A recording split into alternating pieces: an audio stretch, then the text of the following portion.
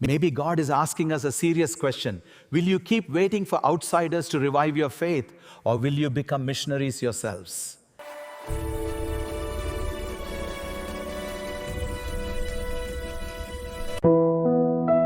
আজ যখন আমরা সেন্ট ফ্রান্সিস জেভিয়ারের উৎসব উদযাপন করছি, তখন আমাদের নিজেদের দেশে ঘটে যাওয়া ঘটনাগুলিকে উপেক্ষা করা উচিত নয়।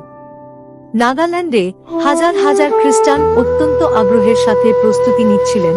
তারা আমেরিকান ধর্মপ্রচারক রেভারেন্ড ফ্র্যাঙ্কলিন গ্রাহামকে স্বাগত জানাতে অপেক্ষা করছিলেন।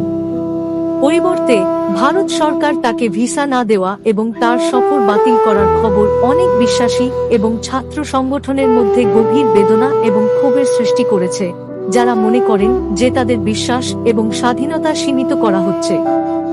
যদিও তার প্রচারের ধরন সম্পর্কে মতামত ভিন্ন হতে পারে, তবে এটা স্পষ্ট যে একটি বিশিষ্ট খ্রিস্টান কণ্ঠস্বরকে প্রবেশাধিকার থেকে বঞ্চিত করা হয়েছে।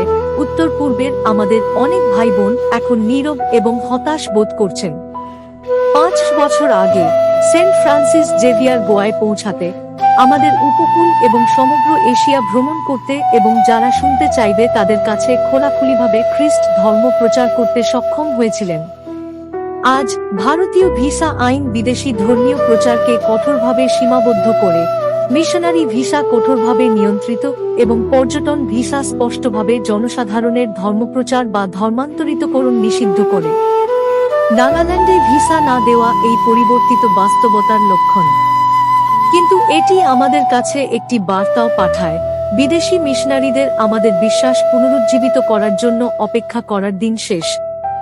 এখন আমাদের ভারতের খ্রিস্টানদের সুসমাচারের আগুন বহন করার দায়িত্ব। এই ভূমিতে আমাদের বিশ্বাসের গল্প ইউরোপে নয়, প্রাচীন ঐতিহ্য অনুসারে সেন্ট থমাসের মাধ্যমে শুরু হয়েছিল, যিনি ভারতে সুসমাচার নিয়ে এসেছিলেন এবং দক্ষিণ অঞ্চলে বিশ্বাসীদের জীবন্ত সম্প্রদায় স্থাপন করেছিলেন।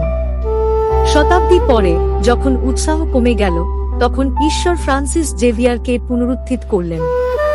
1542 সালে তিনি সমুদ্র পার হয়েছিলেন, ভাষা শিখেছিলেন, শিশুদের শিক্ষা দিয়েছিলেন, অসুস্থ ও দরিদ্রদের সান্ত্বনা দিয়েছিলেন এবং মাত্র 10 বছর ধরে খ্রিস্টকে জাপানে নিয়ে গিয়েছিলেন। ঈশ্বর বাইরে থেকে মহান মিশনারিদের ব্যবহার করেছিলেন, কিন্তু সর্বদা এমন একটি বিশ্বাস জাগ্রত করার জন্য যা সাধারণ স্থানীয় খ্রিস্টানদের প্রতিদিন বাইরে থাকতে হতো। একই সময়ে ফ্রান্সিস জেভিয়ার অন্যায়ের প্রতি অন্ধ ছিলেন না।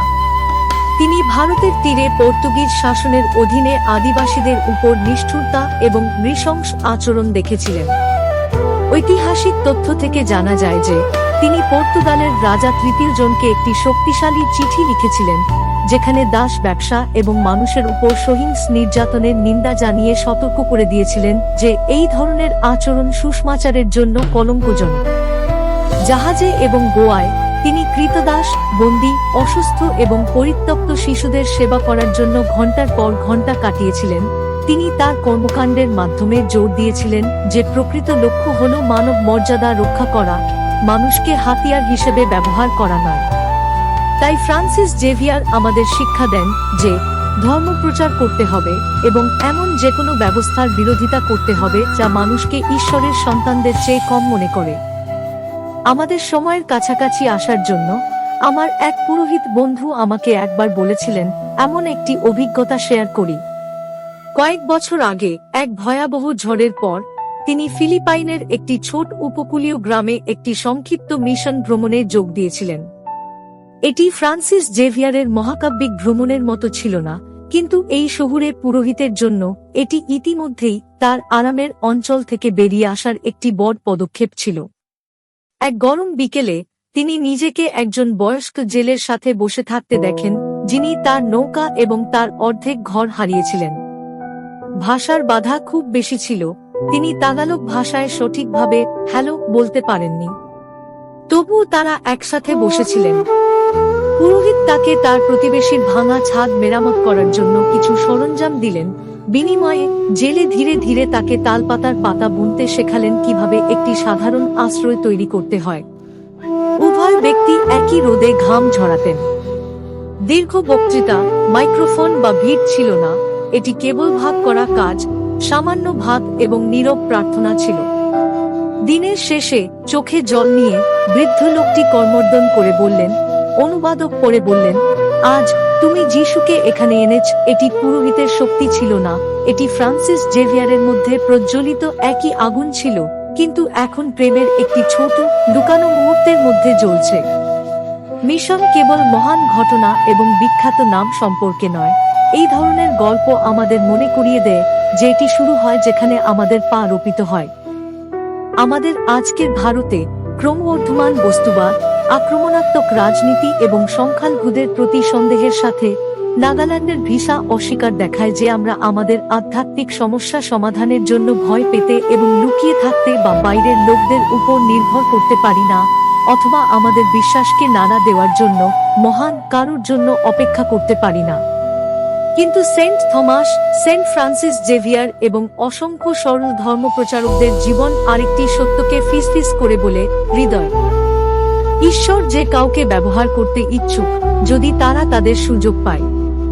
যদি বিদেশি ধর্মপ্রচারকরা আসতে না পারেন, তাহলে ঈশ্বর আমাদের দিকে ফিরে জিজ্ঞাসা করেন, তুমি কি যাবে? তুমি কি কথা বলবে? তুমি কি সেবা করবে? যে আত্মা ফ্রান্সিস জেভিয়ারকে আগুনে পুড়িয়ে দিয়েছিলেন, সেই একই আত্মা এই দেশের প্রতিটি বাপ্তাইজিত খ্রিস্টানকে দেওয়া হয়েছে। তাই এই উৎসবের দিনে আসুন আমরা 3টি অনুগ্রহ প্রার্থনা করি। প্রথমত, গভীর প্রার্থনার অনুগ্রহ, কারণ খ্রিস্টের সাথে মিলন ছাড়া আমাদের কথা খালি। দ্বিতীয়ত, প্রতিটি ব্যক্তির মর্যাদা রক্ষা করার এবং আধুনিক দাসত্ব ও অন্যায়ের বিরুদ্ধে দাঁড়ানোর সাহসের অনুগ্রহ। তৃতীয়ত, ছোট এবং বিশ্বস্ত মিশনের অনুগ্রহ, যিশুকে কথোপকথনে, সেবামূলক কাজে, একটি বাড়িতে, একটি গ্রামে, একবারে একটি অনলাইন স্থানে নিয়ে আসা। যদি আমরা এর জন্য হ্যাঁ বলি, এমনকি বন্ধ সীমান্ত এবং ভিসা অস্বীকারও সুসমাচার থামাতে পারবে না, কারণ খ্রিস্ট বিদেশি পাসপোর্টের মাধ্যমে নয়, বরং আমাদের নিজস্ব হৃদয়, আমাদের নিজস্ব হাত এবং আমাদের নিজস্ব জীবনের মধ্য দিয়ে ভারতে ভ্রমণ করেন। আমিন।